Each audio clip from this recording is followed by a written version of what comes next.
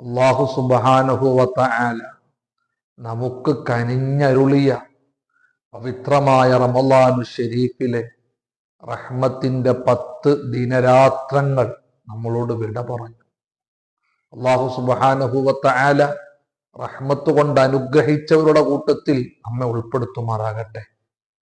ഓരോ അടിമക്കും ഒഴിച്ചുകൂടാൻ പറ്റാത്ത മഗ്ഫിറത്തിന്റെ, പാപമോചനത്തിന്റെ 10 ദിനരാത്രങ്ങളിലേക്കാണ് നമ്മൾ കടന്നിട്ടുള്ളത്.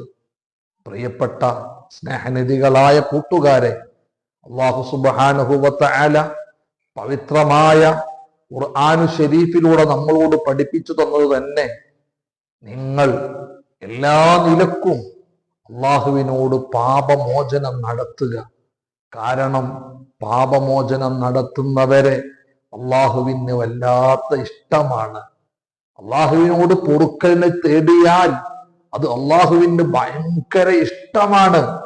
ആലോചിച്ചു നോക്കിങ്ങള്, അവന്റെ അടിമകളാകുന്ന നമ്മൾ ചെയ്തു പോയ പാപങ്ങൾ പൊറുക്കാൻ ഉടമയാകുന്ന പടച്ച തമ്പുരാനോട് ചോദിച്ചാൽ അത് പടച്ച തമ്പുരാന് വല്ലാത്ത ഇഷ്ടമാണെന്ന് പടച്ച തമ്പുരാൻ ഖുർആൻ ശരീഫിലൂടെ നമ്മളോട് പഠിപ്പിക്കുമ്പോൾ നല്ലതായ ഈ സമയം പാപമോചനത്തിന് വേണ്ടി നമ്മൾ മാറ്റിവെക്കണം. പാപമോചനം നേടാൻ അള്ളാഹുവിന്റെ മുത്തുനബി സ്വല്ലല്ലാഹു അലൈഹി വസല്ലമ തങ്ങൾ നമുക്ക് പഠിപ്പിച്ചു തരുന്ന ഒരുപാട് മാർഗങ്ങളുണ്ട്. മുഖ്യമായി പറയുന്നത് നിങ്ങൾ ഇസ്തിഗ്ഫാർ അധികരിപ്പിക്കണം. രണ്ടാമത് പറയുന്നത് നല്ല നല്ല അമലുകളെ നിങ്ങൾ കൊണ്ടുവരണം. അതുപോലെ തന്നെ നിങ്ങൾക്ക് വല്ല മുസീബത്തുകളും എത്തിയാൽ, വല്ല വിപത്തുകളും എത്തിയാൽ നിങ്ങൾ ക്ഷമിക്കണം.